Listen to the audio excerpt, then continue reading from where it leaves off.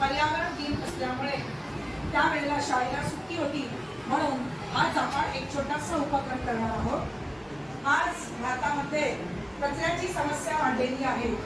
प्रत्येक ठिकाणी कापडी पिशवीचा वापर न करता प्लास्टिकच्या पिशव्यांचा वापर जास्त प्रमाणात केल्यामुळे त्याचा अतिरेक झालेला आहे आणि त्याचा आपल्याला दुष्परिणाम भोगावे लागतात। सगळीकडे प्लास्टिकच्या पिशव्या झाल्यामुळे प्राणी सुद्धा, उदाहरणार्थ गाई, अन्न खातेवेळी त्या प्लास्टिकच्या पिशव्यांमध्ये तोंड घालून नकळत त्यांच्या पोटामध्ये प्लास्टिकच्या पिशव्या जातात आणि त्यांना सुद्धा त्यांच्या पोटाचे आतड्याचे रोग होऊन त्या बऱ्याच प्रमाणात ते मृत्युमुखी पडलेली आहे। म्हणून प्राणी वाचवणे आणि तसेच पर्यायाने परिसराचे संतुलन राखणे, जेणेकरून आपल्या आरोग्याला कोणत्याही प्रकारची हानी पोहोचणार नाही याची काळजी आपण सर्वांनी बालवयापासूनच घ्यायला हवी।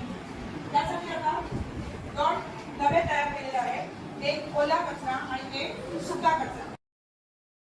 म्हणून होल पाडल्यावर नको असलेलं पाणी त्या बादलीतून खाली वाहून जाणार नाही, म्हणून आपण प्रथम त्या बादलीला होल पाडून घेतलंय। नंतर बारीक खडी किंवा माती, किंवा दिसते सगळ्यांना, ती माती आपण अगदी खाली तळाशी घालणार आहोत।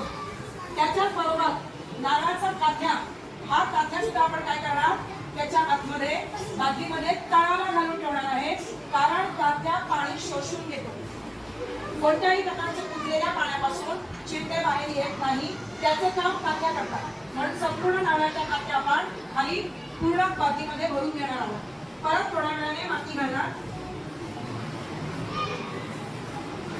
माती, ओला कचरा, माती यांचा आपण एक एक थर लावलेले आहे। सर्वात शेवटी कचरा संपल्यानंतर वरून त्याला पूर्ण मातीने एका पातळीवर व्यवस्थित ठेवलेले आहे, की जेणेकरून कुठल्याही प्रकारच्या माशा एकूण बाहेर येणार नाही। आणि हा डबा असाच्या असा कमीत कमी 4 ते 5 दिवस आत न लावता एका जागी ठेवून देणार, की जेणेकरून त्याचं आपोआप खत तयार होईल। जेव्हा ते खत तयार होईल तेव्हा त्याची कोरडी माती होणार आहे। तुम्ही जो कचरा गोळा केलेला आहे, भाज्या, देठाव, कोथिंबीर आणि पालेभाज्यांची देठं, सालं, फळांची सालं, हे सर्व जे काही तुम्ही जमा केलेलं आहे ते तुमच्या हाताला काहीही मिळणार नाही, कारण त्याचं विघटन होऊन संपूर्ण मातीच्या रूपामध्ये खत तयार होईल आणि हे खत आपल्याला झाडांसाठी उपयुक्त आहे। धन्यवाद।